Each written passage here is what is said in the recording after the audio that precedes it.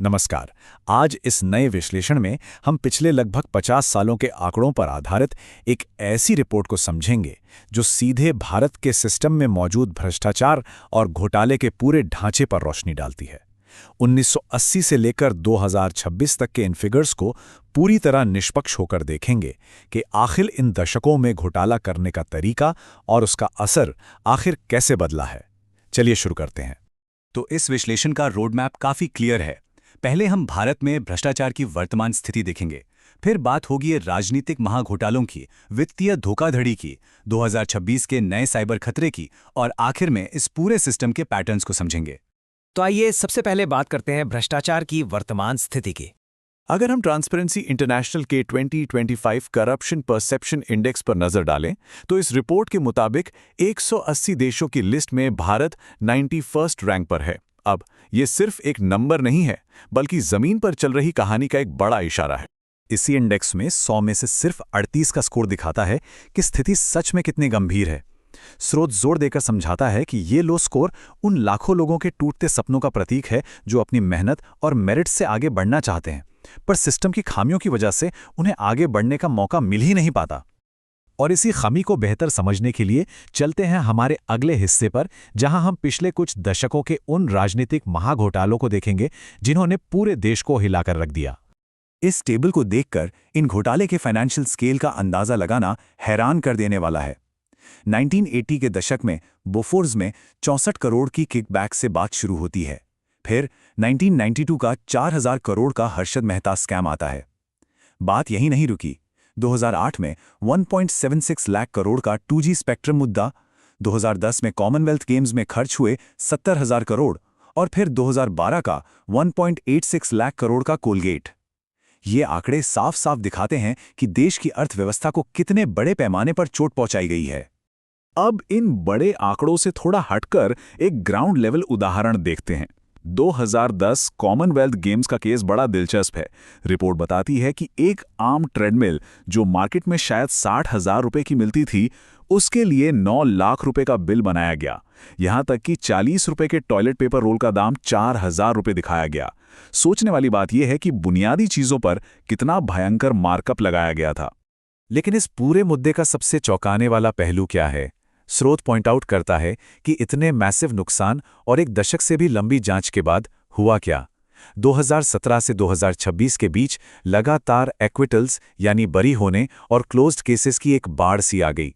इसका मतलब है कि 2G, CWG और कोलगेट जैसे इतने बड़े केसेस में सबूत कोर्ट में टिक ही नहीं पाए और केसेस आहिस्ता आहिस्ता बंद होते चले गए। यहां से हम अपने तीसरे हिस्से की तरफ बढ़ते हैं, जहां घोटाले सिर्फ नेचुरल रिसोर्सेज या सरकारी ठेकों तक सीमित नहीं रहे, बल्कि पूरे सिस्टम और फाइनेंशियल इंस्टीट्यूशंस के अंदर तक अपनी जगह बना चुके हैं। ये जो नंबर यहां दिख रहा है ना, 40, ये एक बहुत ही काली सच्चाई बताता है। स्रोत के अनुसार मध्य प्रदेश के व्यापम स्कैम से जुड़े 40 से भी ज्यादा गवाहों और आरोपियों की रहस्यमयी तरीके से मौत हो गई। ये इस बात का प्रमाण है कि ये आम हेराफेरी नहीं थी, बल्कि मेडिकल एडमिशंस और सरकारी नौकरियों के पूरे सिस्टम में एक गहरी और जानलेवा घुसपैठ थी। रिपोर्ट एकदम करंट स्थिति पर भी रोशनी डालती है, जैसे 2024 का अडानी सोलर केस। यहां इम्पार्शियली स्रोत की माने तो यूएस प्रोसिक्यूटर्स ने यह आरोप लगाया है कि SECI के जरिए भारतीय अधिकारियों को लगभग 2,200 करोड़ रुपए की रिश्वत दी गई ताकि सोलर कॉन्ट्रैक्ट्स हासिल किए जा सकें। हालांकि दूसरी तरफ ध्यान देने वाली बात यह भी है कि अडानी ग्रुप ने इन सभी आरोपों को पूरी तरह से बेबुनियाद और गलत बताया है। अब सिस्टम में देरी और बचाव के इस पूरे प्रोसेस को Nirav Modi PNB banking scam की इस टाइमलाइन को देख के समझा जा सकता है। 2018 में फर्जी लेटर्स ऑफ अंडरटेकिंग इश्यू होते हैं और आरोपी देश से फरार हो जाता है। 2019 में लंदन में अरेस्ट होती है, पर आज 2026 में भी वो लगातार अपने UK प्रत्यापन यानी एक्स्ट्राडिशन को लीगल तरीके से चैलेंज कर रहा है।